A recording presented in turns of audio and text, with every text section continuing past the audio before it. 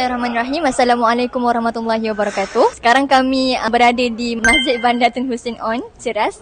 Okey, saya Ainah Fatihah dari Al-Mutahidah Education Group. Jadi sekarang saya bersama dengan Ustaz Fairuz ataupun lebih dikenali dengan Ustaz Selamba. Soalan saya yang pertama, hal yumkinuka an takhbiruna biikhtisar an rihlatika al-ta'limiyah fi ta'allum al-lugha al-arabiyyah.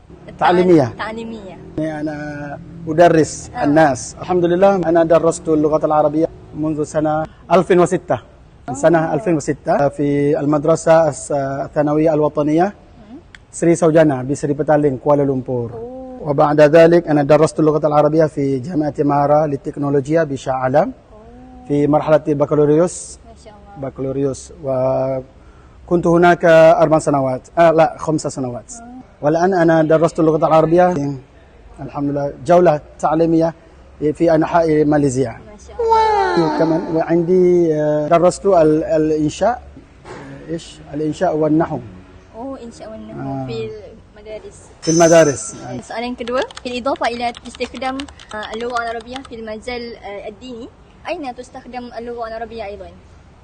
هذه اللغة الجميلة اللغة العربية ممكن نستخدمها في التجارة، يعني في العمرة وفي الحج، أو في التجارة مثلا للاجئين مثل في تركيا أو في سوريا وفي بلاد عربية. نعم. السؤال الثالث، صحيح أم لا أن اللغة العربية هي أصعب اللغات؟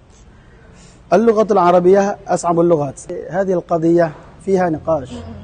بالنسبة لي اللغة العربية أسهل اللغة وأجمل اللغة، ودليل على ذلك أنا لا يمكن أن أتكلم باللغة الإنجليزية حتى الآن، ولكن أنا ممكن أن أتكلم باللغة العربية، بمعنى اللغة العربية أسهل من اللغة الإنجليزية بالنسبة لي.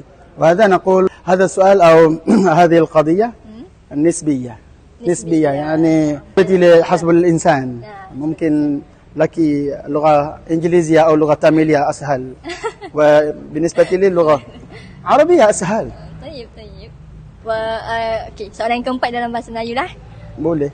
Soalan keempat ni saya nak tanya untuk diri saya sendiri dan untuk orang yang tengah belajar bahasa Arab juga. Apa kata-kata nasihat ataupun motivasi Ustaz untuk kami yang Ta'allamul Arabiyyah wa 'allimuhan nas. Belajarlah bahasa Arab dan ajarlah kepada semua manusia. Jadi tujuannya ikhlaskan niat kita nak belajar bahasa Arab ni untuk apa? Pastinya ramai yang akan kata untuk Quran, untuk solat, untuk khusyuk dan sebagainya. Itu letakkan sebagai al-gharad al-awwal. Matlamat yang paling utama lah, paling penting. Tapi di sana juga ada tujuan-tujuan yang lain bila mana kita belajar bahasa Arab. Antaranya untuk perbualan, untuk mendapat ilmu, untuk kita dapat ilmu yang banyak. Macam contoh kita nak baca hadis, nak baca Quran, nak baca kitab tasawuf Imam Ghazali. Semua tu perlukan pada bahasa Arab. Jadi terutama sekali orang yang berminat dalam bidang agama, memang bahasa Arab tu antara basic utama lah. Di samping itu, dalam perniagaan, ada ramai orang buat bisnes sekarang ni. Ada yang menuju ke Timur Tengah seperti dalam pelancongan, dalam perniagaan lain lah, perdagangan. Ada juga yang buat demikian. Dan saya mengenali beberapa orang bahasa Arab yang juga buat bisnes. Macam contoh isu-isu bantuan kepada negara-negara Arab yang sedang bergolak kan. Jadi dia orang pergi ke sana dan dia buat pakej makanan, barang, semua sekali bantuan-bantuan.